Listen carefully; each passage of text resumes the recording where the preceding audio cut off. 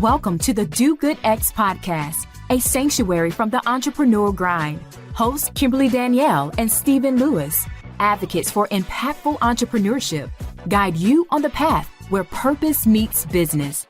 Join us to slow down, reconnect, and explore the challenges of under-resourced entrepreneurs, uncovering the unique journey of building businesses that make a difference. Now, your hosts.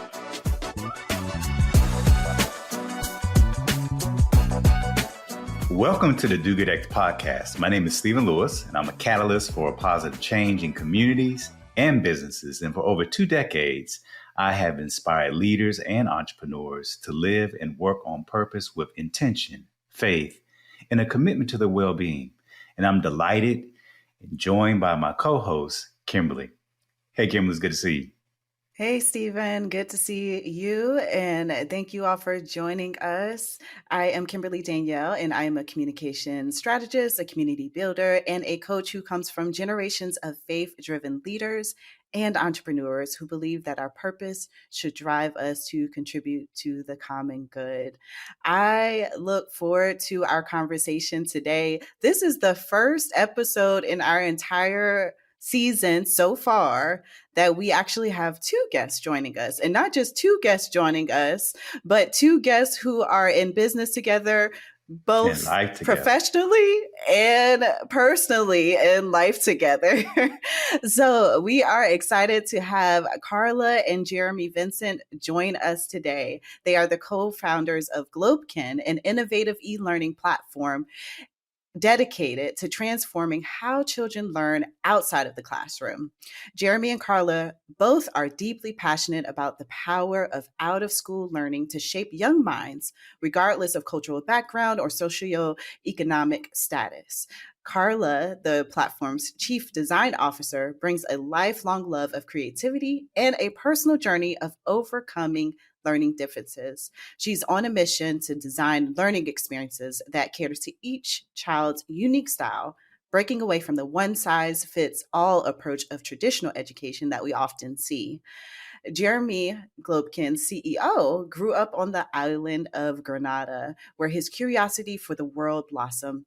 With a vision fueled by advancement in digital technology and AI, he is committed to fostering holistic development to young learners by tapping into their diverse strengths. When they are not busy innovating education and leading their business, Carla enjoys creating art, exploring new trails. We have that in common, Carla. And Jeremy finds balance through yoga, meditation, and cooking up new recipes. And together, they're reimagining the future of learning for children everywhere. I had the gift of meeting Jeremy and Carla at a intimate dinner with tech professionals and entrepreneurs. And ever since, we've stayed connected.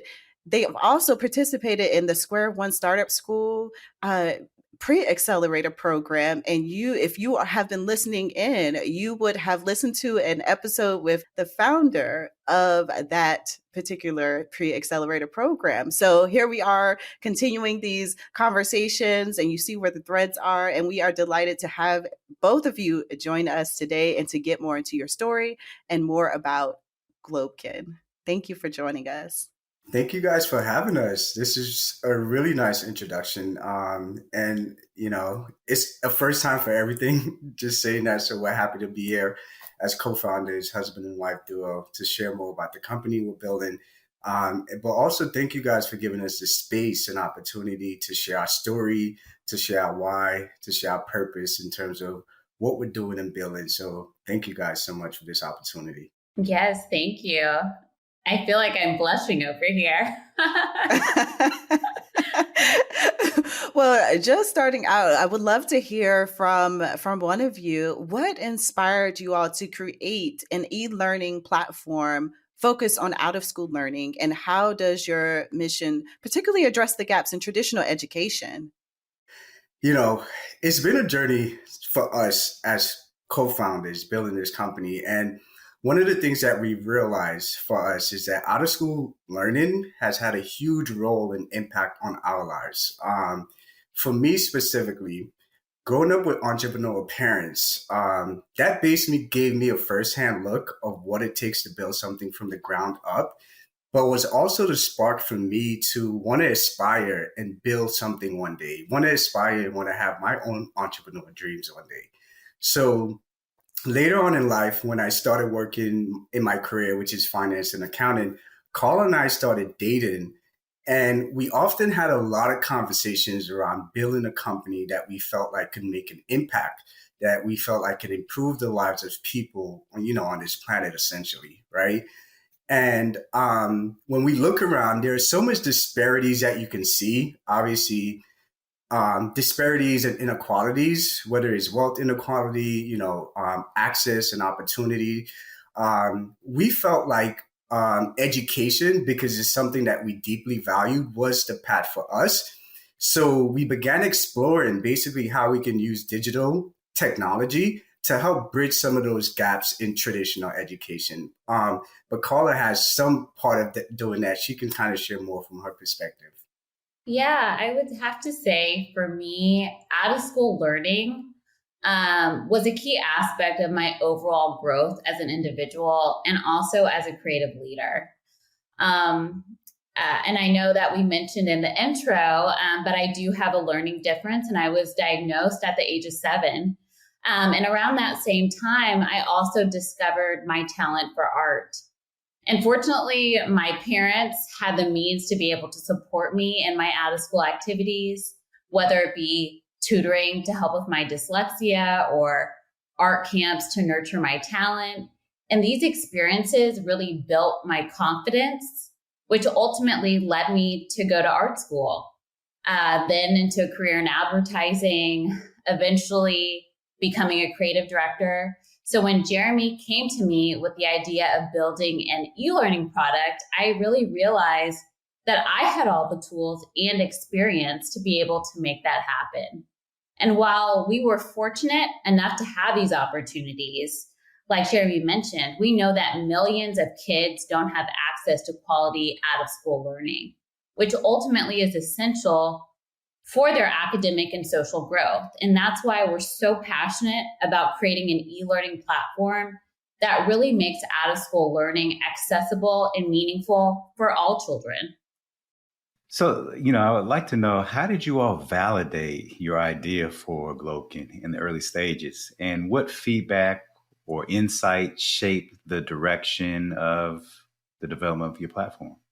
So in the earliest phases, we started doing customer discoveries with basically parents and educators. So we did a bunch of different customer discoveries with parents and educators. And through these conversations, one of the things that we quickly realized was that the children who were being left behind often had low engagement in out-of-school activities due to various constraints. And when we were doing these interviews, on one hand, educators felt like it was up to the parents to take more ownership and responsibility to provide their child enrichment activities. And then on the other hand, parents were expecting educators to provide more resources and guidance. So for us, we saw that there was a clear gap.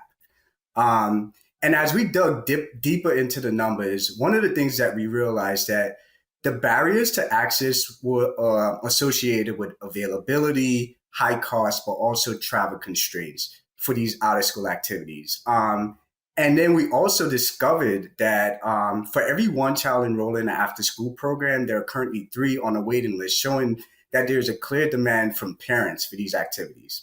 And in addition, in today's world with, the digital landscape that we're living in, children are spending over 4 hours a day on screens. But when we dig deeper into those numbers to see how much time is dedicated to e-learning platforms, only 3% of that time was dedicated to those type of platforms. So we saw that there's a glaring gap based on these insights and feedback that out-of-school learning needed to evolve, showing us that if we were to be more, to create an e-learning platform that provided like intentional content as well as curated activities, we can help to supplement children's developmental needs like outside of the classroom. I think that's so important, talking about how you all validated your idea early on and really listening to that feedback from educators, and in order to better shape what it is that you offer. And for early stage founders who are listening in, we've mentioned customer discovery before. We've mentioned making sure that you get out and talk to people, because your idea can be great, but you don't know until you talk to people. So thank you for sharing how you all began to validate what it is that you're up to and began to further shape what Globekin is now.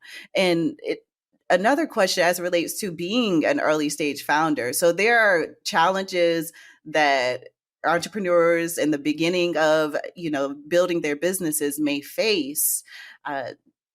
And so I want to hear more about what have been some of the biggest challenges you all have faced so far in building and launching your e-learning platform, and how have you navigated this? You all launched this, I believe, about 3 or so years ago. And so I want to hear about some of those challenges and how you navigated that. I would have to say one of the biggest challenges for us was building a team and also embracing the inevitable stumbles along the way. As you mentioned, it did take us quite a time to be able to land where we've landed.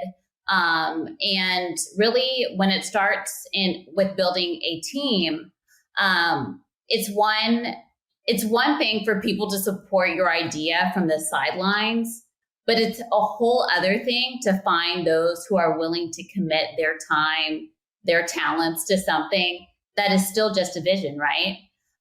We had to stay grounded in our values, while also searching for people who not only had the right skills, but also shared that bigger vision. And it's a process. It takes time, but it's also crucial for creating a strong foundation for ultimately to have long-term growth. And as for the stumbles, there were a few. It's really being able to get comfortable with the imperfection. That's really been key for me, especially through in the world of advertising. You want to be able to show up pixel perfect at the first get, and that's not always the case, especially when building a company. Nothing ever goes exactly as planned. Especially when you're building a business.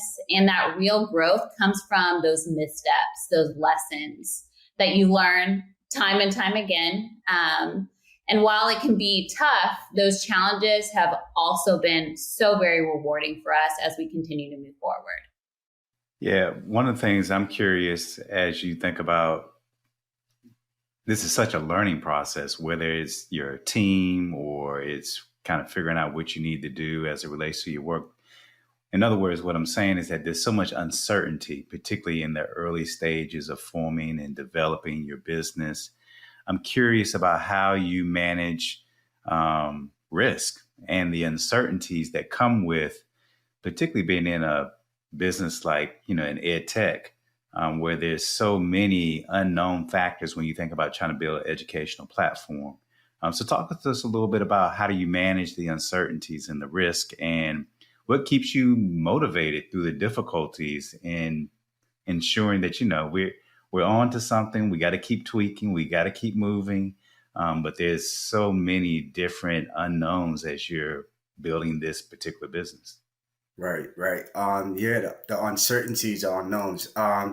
It's been a learning curve for us to get here and figure out a lot. And some of the things for us that I can speak to that has helped us to mitigate those uncertainty and risks are along the lines of becoming better planners, staying resilient and flexible, trusting the process, but also a big part for us is prioritizing our self-care and well-being as well. Those are some of the things that we think about. So when we think about planning, we've had to become better planners by basically setting both short-term and long-term goals and basically taking the necessary action to kind of keep us moving in a direction. Whether we're going in the right direction or not, it just keeps us moving and it keeps us kind of getting things in motion. But But a big part of this journey is also being flexible, like I mentioned, right? And open to change. Carla had mentioned previously, like things don't always go as planned. So knowing when to make like adjustments, knowing when to make certain pivots will be crucial in order for you to navigate some of the uncertainties and dealing with the setbacks that will come. And that kind of goes hand in hand for us with resilience, which is another key component, right?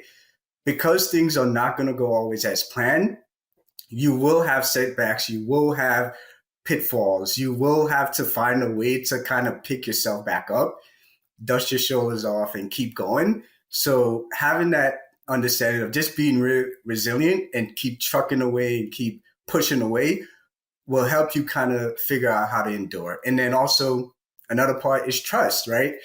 You can't deal with the unknowns. There's so many unknowns. You have to have some level of faith, some level of belief, and some level of trust that, if you keep, grounding yourself within your purpose and aligning yourself with the things that you're trying to achieve, you will get there. So trust in the process is a big part of it. And then to kind of conclude is self-care. Self-care is a big part of this. Kimberly mentioned previously doing meditation, doing yoga, obviously taking time to detach and playing, doing things that's outside of work to keep us grounded, will keep us kind of aligned with our purpose. And I think, what was the last question? What was it? Why? Why? Well, just, what keeps you motivated during difficult times of figuring all this out? Yeah, I think that's a really heavy question for us. I think what keeps us motivated is always trying to connect back to our why, right? And for us, that's basically tied to our stories, but also the sacrifices that our families have made. In addition to that, also the sacrifices that our ancestors or those who came before us has made to create better opportunity for us today. So we do reflect on those things a lot, and we do reflect on their journeys a lot to put us in position in the environment that we're in today, with all that's afforded to us, with all the opportunity that's at our tables. And that keeps us going, keeps pushing us forward, so we can hopefully create a better impact and better opportunities for those in the future. I think that's really important. This whole idea of connecting to your why. Kimberly and I, we talk a lot about that, particularly as it relates to your own resilience and knowing why each day, why you get up and do what you do. And also, I think, as I listen to you, this importance of like, you stand on the shoulders of those who come before you and the sacrifices that they have made to put you in a position where you can hopefully do likewise for future generations to come. So let me just ask this quick follow-up question, which is, so much of what I hear and what you and Carla have been talking about, we had to figure this out. It's a process about how we get here. And for our listeners, I think this is important for them to know is that, entrepreneurship is not necessarily a straight line. There's a lot of in and out and curves and curve balls that get thrown at you. So let me ask you this. What is it that you know now that you wish you knew then, when you think about all the lessons that you've learned to figure out to where you got to this point? We've chatted a lot about this and just reflecting on how far we've come. I think so often you get wrapped up in all the things that you still need to do, that you don't realize that a whole year has passed and you've made true monumental shifts. But upon that reflection and lessons learned, I would first have to say, stop worrying about job titles. I've learned that they are not worth stressing over, especially in the early stages. Everyone wears multiple hats in a startup. It's just how it goes. At first, I thought that there needed to be clear-cut roles, but quickly realized that flexibility is key. One day you could be leading the marketing for social, but then the next day you could be helping with the product development. At the end of the day, what matters most is really being able to push forward keeping your mission in mind. It's not about the titles. Second, I would have to say is staying focused on the problem. It's so easy to get caught up in new features, trends, and even external feedback. So much external feedback. But everything should always come back to that core issue at the end of the day. You take what you need, you leave the rest. And for us at Globekin, that's making out-of-school learning engaging and accessible for all kids. Keeping the problem front and center really makes decision-making so much easier at the end of the day. And lastly, I would have to say is connect with your customers. Do customer discovery earlier and often. We wish we had started talking to our customers sooner, honestly. We spent a whole lot of time refining our idea, making sure that it was perfect, really being able before getting real feedback. But the best insights come from people who you're trying to serve at the end of the day. The sooner you start those conversations, the better you'll be able to understand their pain points, their needs. It's really not about what you think they need. At the end of the day, it's all about listening, understanding, and letting their feedback shape what you build. And that has proven to really be invaluable for us at Globekin. Yeah, those are really valuable points. So I hope you all tuning in take note of those things, especially if you're starting out. And maybe you can start out a step forward than what you all did, Jeremy and Carla, now that you've figured this out. I do want to ask, since this is our first time having two guests, specifically a guest who is partner in life and in business. I'm curious to hear just briefly from both of you, how have you found ways to maintain a healthy marriage while also being business partners? I think Carla might be able to give a better answer to this question. Okay. I think, yeah. Well, first of all, I love this question. I think it's a great one. It also was a challenge for me, especially at the beginning, and wanting to, keep structure. Keep business and pleasure separate. Exactly. I would say when it comes to balancing a healthy marriage while also being business partners, it really boils down to three things: self-care, communication, and play. For me, taking care of myself ultimately is key. I found over the years, you can keep pouring out and building externally, but at the end of the day, you really have to take the time to tap into your mental health, your emotional and physical, so that you can really be able to show up in the best way for yourself, but also in our case, for my partner in crime.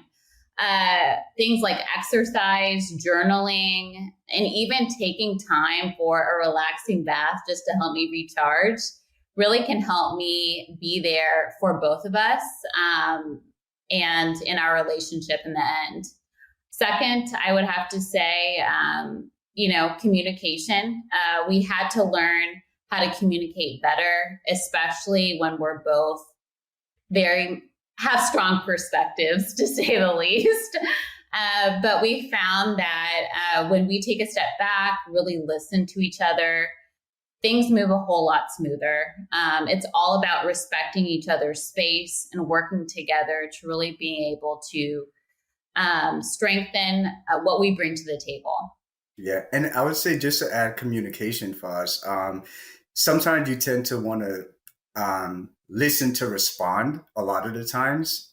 And we've realized for us to be able to work well together is listen to really hear where the other person is coming from and putting ourselves in their shoes, essentially. So that has helped us to, take our egos away, in particular myself, and remove my ego from the situation so I can hear where she's coming from and respecting her opinion and values, because there's something that uniquely she has that I don't have, right, as co-founders. That's great. Well, you all have provided some valuable insight into that because there are some couples who are also business partners, and it takes them longer to learn those key things that you provided. So, kudos to you all for learning how to navigate well your relationship as well as building a business together. And we are going to kind of shift a little bit and specifically talk about some resources. This is our resource roundup. And here we typically explore various resources or practical tools and tips that can help to equip and support underrepresented entrepreneurs who are listening in, who are also building their businesses.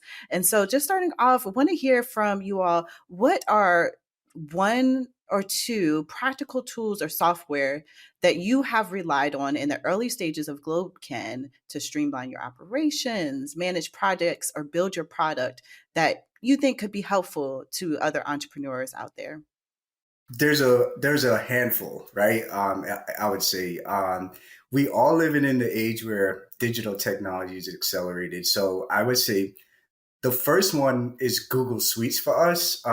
It gives us the opportunity to have basically collaboration and communication means, whether it's Google Docs, slides, Google Slides, the spreadsheets. I think it's a great tool for us to be able to collaborate, get feedback, and to share and get feedback with whether it's from advisors or each other.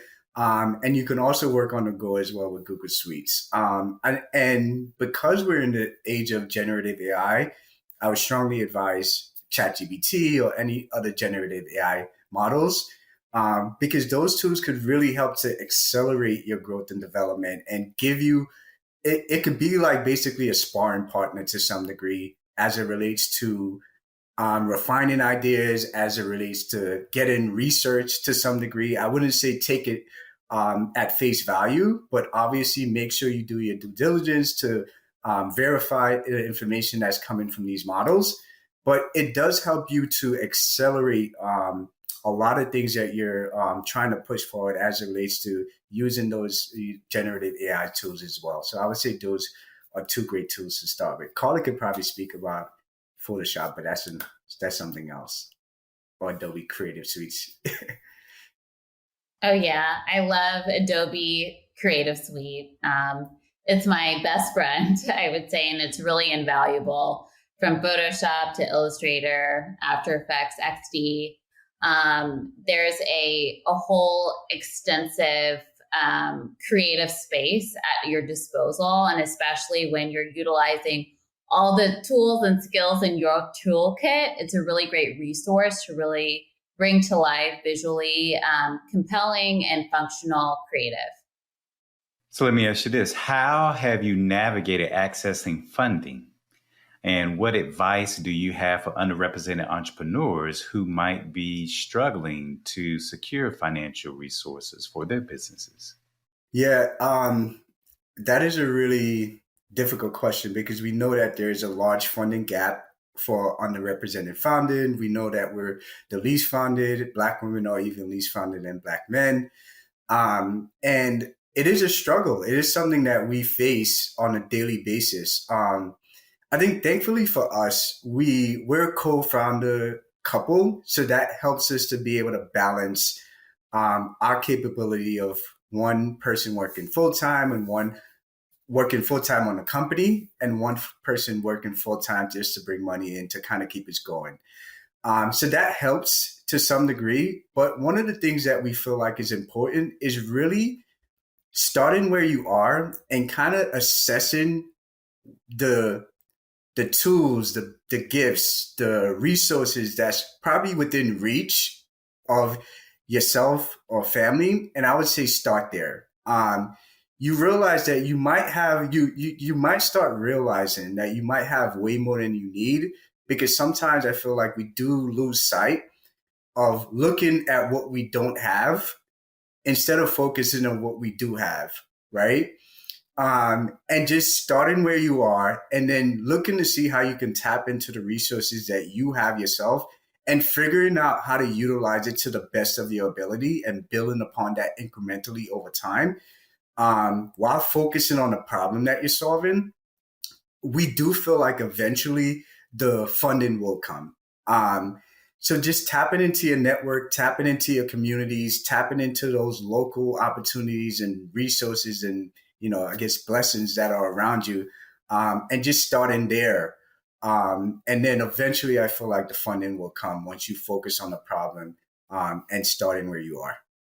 So I met you all at a community gathering, and from what I recall, you all were fairly new to Atlanta.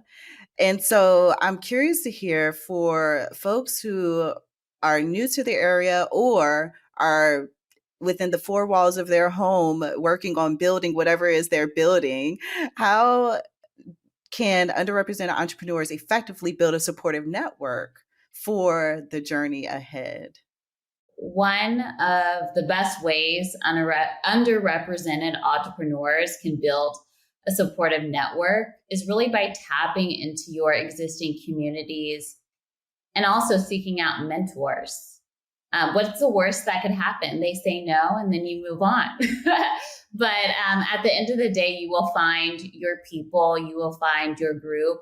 And there are so many organizations and groups designed to support minority founders, whether through networking events, accelerators, industry-specific forums.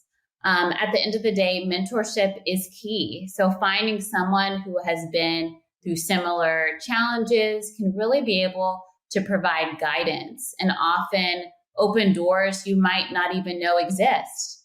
And also, it's important to remember that your network doesn't have to be limited by geography. We live in the digital age where connection and communication is at our fingertips. We saw that really come to life, especially during COVID.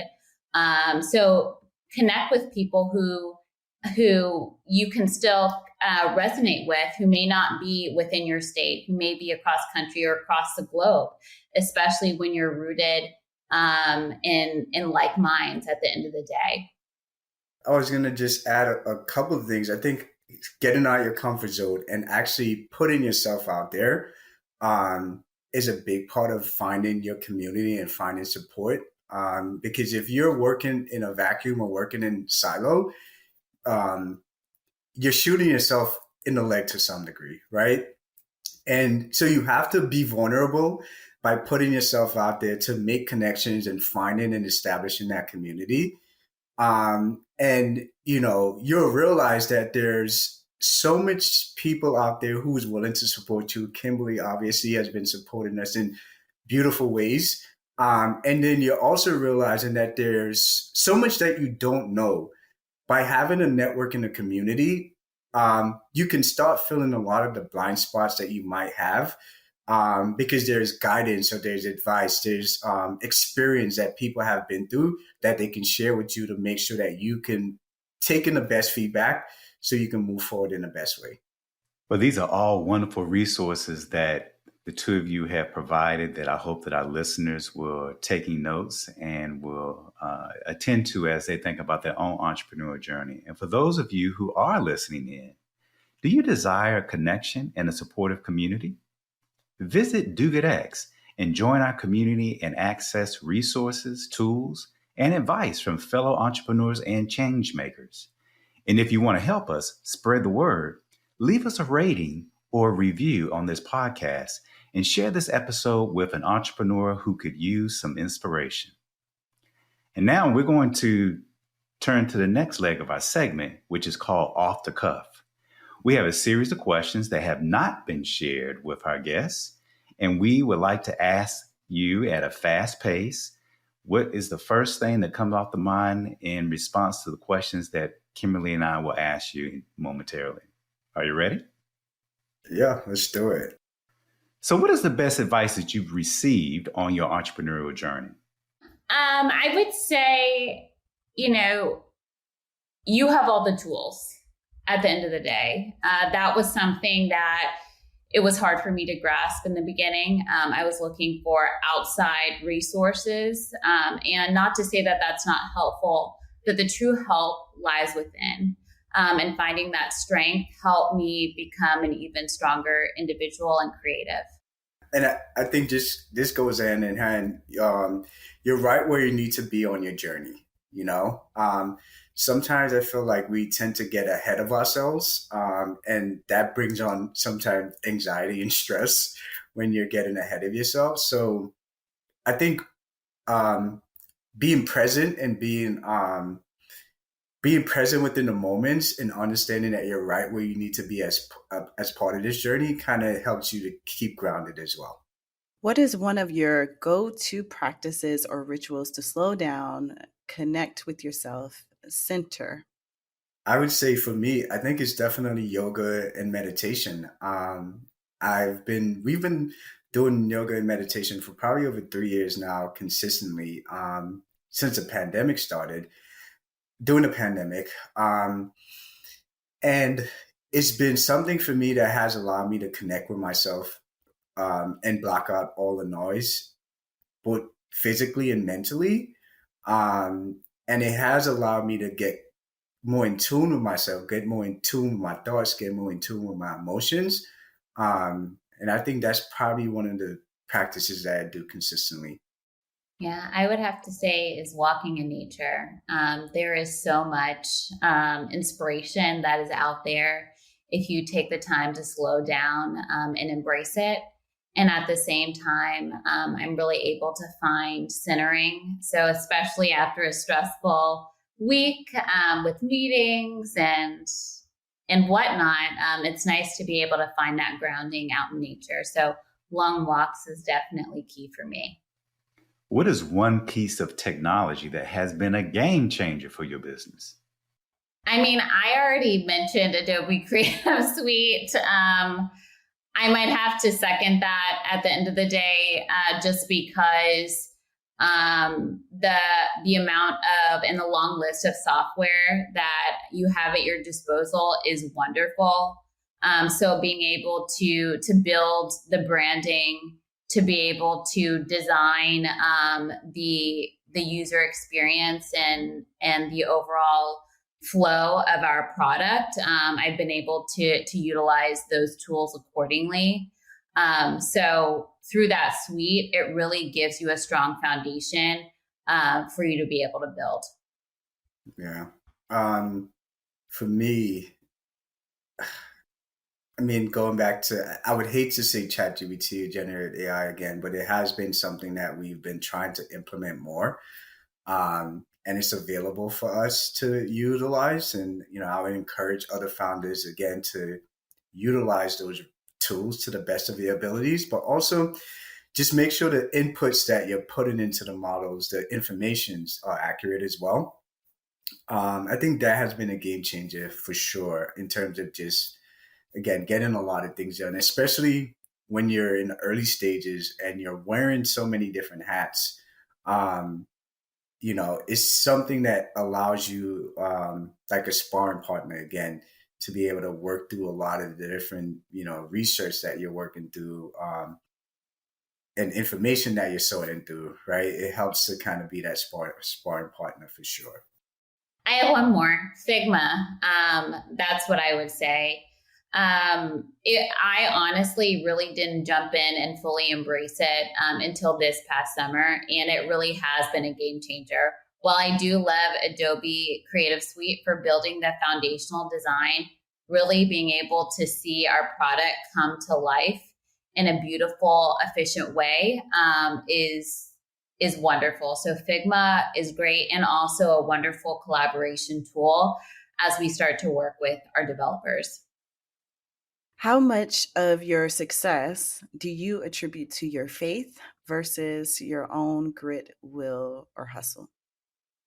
I would say if I had to put a split, I would say 60% faith, 40%, I guess, natural grit to some degree, because I think we've been, as human beings, personally, on a spiritual, I guess, reflection, I do feel like we've been deposited with certain natural gifts, qualities, attributes, talents, right? And that's part of the same that's also connected to faith, right? Because we've been given certain capabilities and certain talents and gifts that we didn't create ourselves, or we didn't deposit within ourselves. And actually going out and trying to build a e-learning platform, I think we needed a lot of faith to really believe in ourselves, believe in our capabilities, to believe in the mission and the goal of what we're building in terms of the problem that we're hoping to solve. It required a whole bunch of faith and belief. But backing that again with some of the skill sets and the talents and gift that we have has been beneficial. But again, we didn't give ourselves these talents, right? They were, gifted to us, to say the least. So, we're definitely fortunate in that way that we felt like we had the faith and belief to go out and do it. And also that we had the gifts and skill sets to be able to start achieving it as well. Well, then complete this sentence. Because of my entrepreneurial endeavors, communities will be or more able to do. Wow. Well, I think communities will be able to live up to their potential. I think that's what we're trying to achieve. We want to be able to give children opportunities to find their gifts and talents and to be able to nurture their interests so they can live up to their fullest potential. And they can, hopefully impact and create more opportunities in the future down the line. So I think living up to their fullest potential. Well, thank you, Carla and Jeremy, so much for joining us. And thank you for the work that you're doing for young folks and helping them to live into their fullest potential. I look forward to witnessing the continued success and growth of Globekin, and to continue to be a supportive person and community person in your community along the journey. So thank you all again. We appreciate you coming and sharing your insights. Thank you. Yeah, I just want to say thank you as well. It's been lovely to hear your story and also to see the ways in which you all have partnered together in life and in business. And that's such an inspiration for entrepreneurs and those who are trying to do good in the world. So thank you. Thank you guys for having us. And again, thank you guys for giving us the space and opportunity to tell our story and to share more about what we're doing. So we appreciate this great opportunity. These insightful questions had us reflecting a lot on our journey so far. So we appreciate this time to be able to share our story in this form. Likewise. Thank you all so much.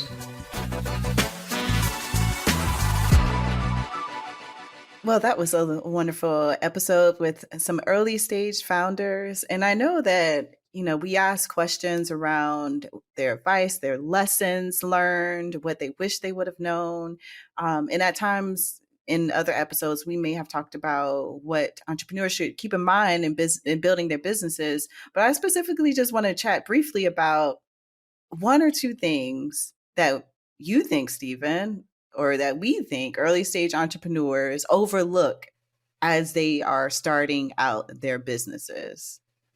Well, I think Carla and Jeremy mentioned, or at least hinted to it, which is to get your idea out of your head.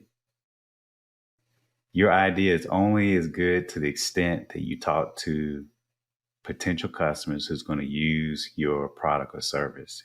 And so I think customer discovery early and getting your ideas out to your customers, even if they're in rough form, will help you build a better business solution. So I think that's one of the things I think entrepreneurs don't take seriously enough about. How do you actually get your idea out of your head and not worry about trying to make sure that it's perfect and those types of things, that really start early on talking to people who might actually purchase and use the thing that you're actually trying to build. One thing that I would add, which this will emerge in a customer discovery if you engage in listening to customers, is identifying an ideal paying customer, not just a customer. Yes. An ideal paying customer, meaning they are going to pay you money, not just like money to cover the basic cost. Like, you are going to be able to have a sustainable business because of what they're able to invest or provide in purchasing your product or service. And it will help your business to grow, and it offers that customer value. So you're not just taking into consideration, what it may have cost you to build that thing that then the customer covers in what they pay, but it also covers the value that you provide, the value, the expertise, and the solution to their pain point, or addressing the pain point in a particular way that other products or services may not. So customer discovery, key, and have a ideal paying customer. Anything else you want to add? Well, just quickly, which is, are your potential ideal paying customer already paying for a solution to address their pain? Because if they're not, then to think that you're just going to come in here with a grand idea that people are just going to start purchasing, you might need to rethink that. So yeah, I think I would pair that with the ideal paying customers. What are they paying now for solving the problem or the pain that they're trying to address in their current life at the moment? Yeah. So those are just a couple of things to keep in mind. We appreciate you all tuning in. I always appreciate chatting with you, Stephen. And likewise, until we join again on the next episode, be well and do good. Thank you for listening to the Do Good X podcast. To continue the conversation or access our resources, visit www.dogoodx.org. Join us again for conversations that will nourish your soul, ignite your dreams, and empower you to build an impactful business, one intentional step at a time. Until then, keep striving, thriving, and doing good.